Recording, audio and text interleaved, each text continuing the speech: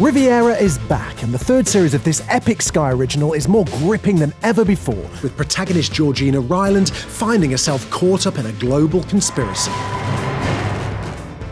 They're saying it was a cover-up. I'm broadcaster and TV fan Jamie East, and here's everything you need to know about Riviera Series 3.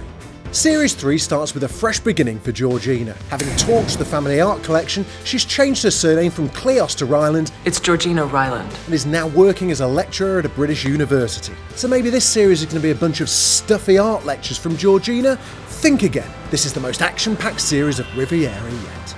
You're not really crazy, are you? I'm mad as hell. This outing feels a lot more international, with the action taking place over 3 main locations. It all kicks off in Venice, then moves to St Tropez before the final gripping scenes in Buenos Aires. The outfits throughout the show are dripping in class. The whole shebang was styled by Rebecca Hale, and Georgina had at least 2 costume changes per episode. Rebecca was particularly keen on one though, saying, "My favourite was the opening dress Georgina wore when she arrives in Venice, made by Gucci. It reminded me of the Baroque style. It worked wonders because it transcended through night to dusk to daytime.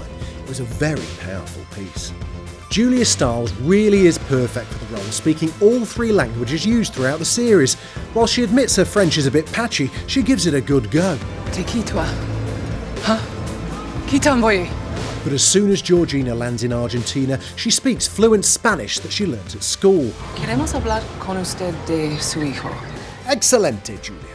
Riviera 3 features the far too handsome for his own good Rupert Graves. You'll probably recognise him as Inspector Lestrade from the Sherlock remake, but here he's Gabriel Hirsch, the wisecracking art expert with a real talent for getting himself in hot water.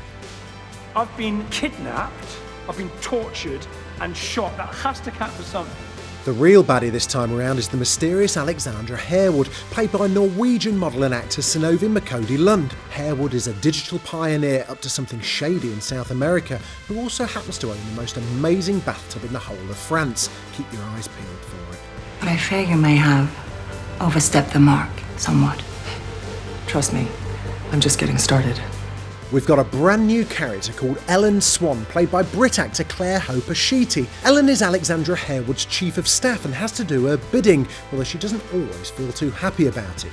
Claire Hope's had a stellar rise to fame in recent years, with roles in shows like Top Boy and 7 Seconds.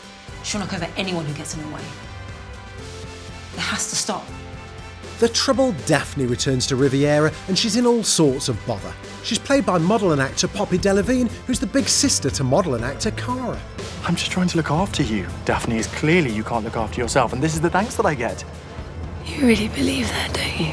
The cracking theme tune called Was It Love was written by Isabella Summers. Now, Isabella's best known to you and I as Machine. Yep, she's the Machine in Florence and the Machine, and was given the nickname by Florence Welch for her ability to lay down a tune. The Picasso that we see in episode 1 is actually a real painting called The Yellow Shirt, and features a woman called Dora Maar, who was a photographer, poet and painter that Picasso had a long relationship with. It was one of a number of paintings he did of her throughout their affair. The Byblos Hotel in St Tropez is one of the central locations of Series 3, and you can actually go and stay there, if you've got enough money. It opened its doors in 1967 to a wealth of megastars, including Cher, Jack Nicholson, Brigitte Bardot and Mick Jagger. Cheers. Cheers. The swanky yacht in episode 2, raced by Nico and Georgina, is called Genie, but has the words Odi et Amo on the side. That means hate and love, and is from a Roman poem by Catullus for his lover Lesbia. Is that a hint at the relationship between twins Daphne and Nico? You'll just have to wait and see. If you come near anyone I love ever again, I will kill you. And finally, where can you watch Riviera Series 3? That bit's easy. All episodes are available to watch right now on Sky. Get binging.